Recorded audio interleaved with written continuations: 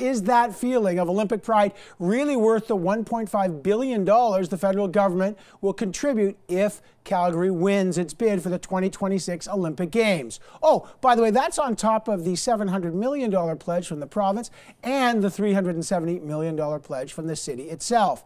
Is all this money better spent, I don't know, trying to get Alberta back on track after years of a financial slump? Or are the Olympics really the perfect way to kickstart the economy and Canadian pride? To talk about that and the Olympic-sized bill from a former Governor General, let's bring in the Scrum. Tonda McCharles is a reporter with the Toronto Star. Joyce Napier is CTV's Ottawa Bureau Chief. Craig Oliver is CTV's Chief Political Commentator. Yes, the Olympic.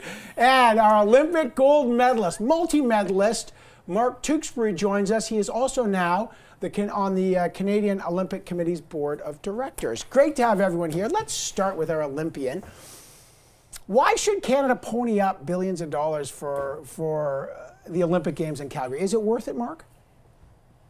Well, this government seems determined to have a big multi-sport event come to Canada. So I think if you're going to pitch for one, the Olympics and the Winter Olympics make sense. I think obviously from a Calgary point of view, we're at the end of life for many facilities here that were built in 1988. Strategically, obviously, I think from a city's perspective, it makes a lot of sense to go for the Olympics. I'm curious to hear our other panelists that don't live in Calgary to hear their point of view, but I think that what the feds came back with this week for the city, which allowed us still to go to referendum, City Council batted it around a bit, but I think it was a very good deal for Calgary.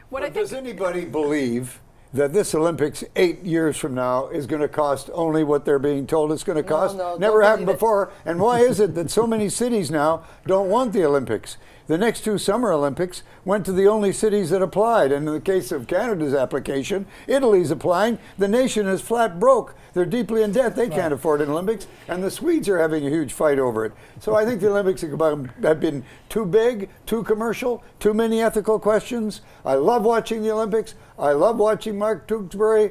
But, you know, I can watch it without being in Canada. There's also a myth about, you know, the cost of this being divided up among all the levels of government.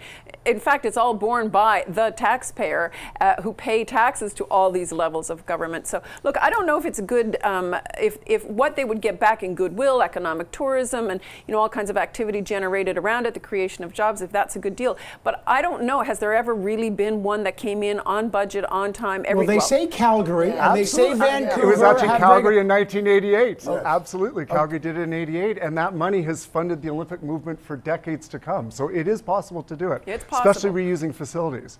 Yeah, but you know what, Craig, you made an argument which is interesting because there are only two cities left. There's Sweden, there's Italy, and there's Calgary. So right now, those two cities easily could drop off this competition. So if Calgary's really serious, I think it's there possibly for the taking. And I don't think you can measure Olympics. I appreciate the fiscal responsibility 100%. But for sure, you guys know, Vancouver had an impact on this country. You can't put in dollars and cents. And I think we have to think of that in terms of hosting a big international event in Alberta, in Calgary.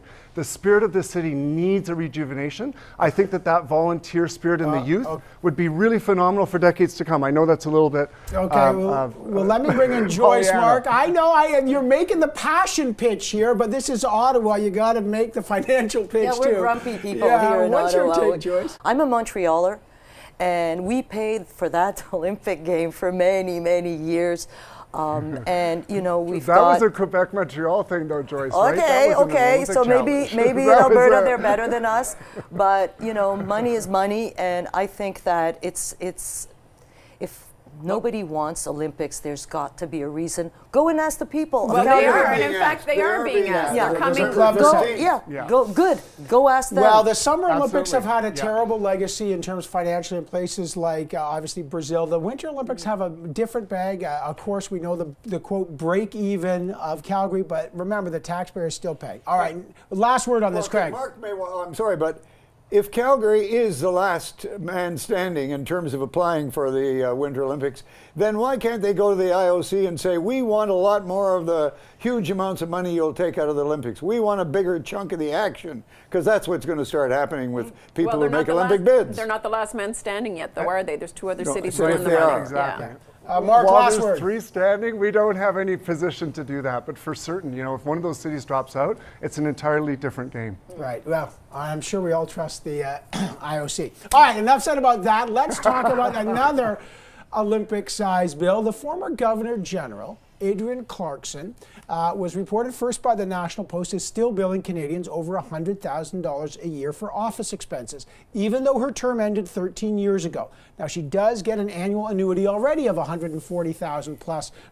No one knows where this money goes. It's for office expenses. Joyce, we all know she was a very good Governor General. She's a very smart and very accomplished woman. The question is, why don't taxpayers know where over $1 million in 13 years has been spent? Is it time to change?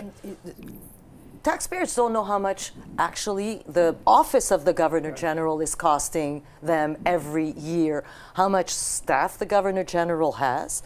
And, you know, really, what is the purpose of the Governor General except, you know, this position, this old position that we're so attached to here in Canada. Jagmeet Singh was on the show earlier saying he's not a monarchist. Get rid of it. I tip my hat to the first politician who actually has the courage to say something like that. Is it not time for us to look at this role of these people who represent the Queen and then take themselves for the Queen after and keep spending the money of Canadian taxpayers?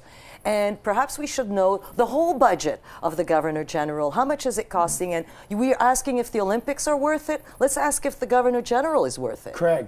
Adrienne Clarkson did 2 things. First, she transformed the job of Governor General, improved the standing it has among Canadians greatly. Second, she was Governor General for 6 years, and not once did she show an ounce of humility.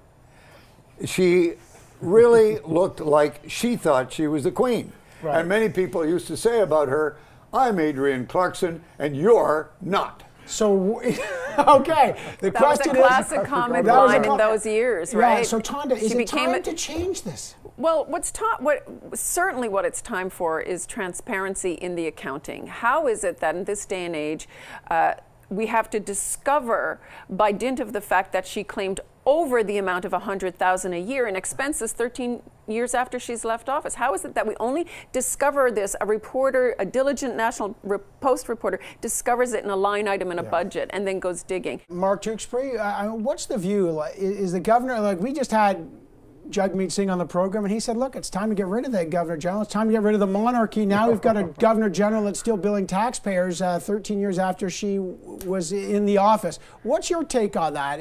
Do we need transparency or stop paying? Nice, easy lob. Thanks a lot. No, I just thought throw the easy I'm ones. just sitting back.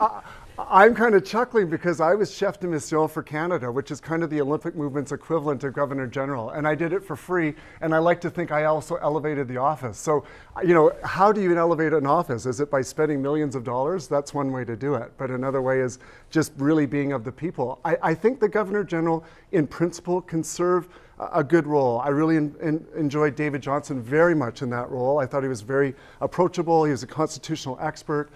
I'm not sure these people that get into that office and think they're more regal than the royal family. I mean, really, when the Queen seems more down to earth than our Governor General, we're in big trouble. And let's not forget, they already make a fortune. They get a huge salary when they're in the office. They get a huge pension when they leave office. They get funds to start up their own charity, and then they get matching funds for those charities. So really, enough is enough. All right, thanks so much. See, Mark Tewksbury was the chef de mission for free. That's why he gets the gold medal. Thanks for being here, Mark. The rest of the Scrum always gets a gold medal.